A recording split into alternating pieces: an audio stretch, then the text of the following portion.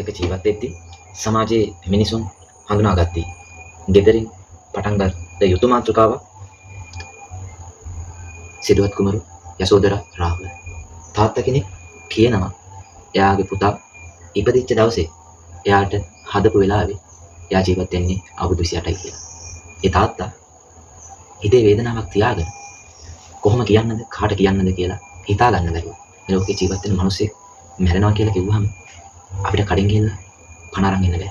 ඉපදිච්ච දරුවා කුණුදුල් දරුවා ජෝතිෂයෙන් වෙලාවක් බලපු කෙනා ලියලා දෙනවා. ඔහු ජීවත් වෙන්නේ අවුරුදු 28යි කියලා.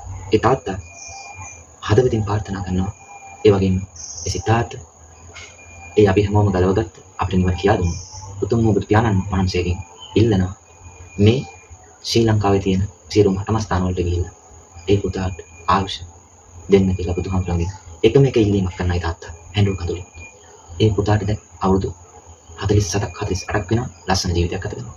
නම් කුණුදුල් දරුවෙක්ට ජෝතිෂයක් විසින් වෙලාවල් බලන පුද්ගලයෙක් විසින් ඔහු නිගමනය කරන මොහු ජීවත් වෙන්නේ මිනිහාගේ කාලයක් කියලා. ඒ තාත්තා හැඬු කඳුලින් මට කියනවා එයා බුදුහාමුදුරන්ගෙන් ඉල්ලුවේ එකම දේ.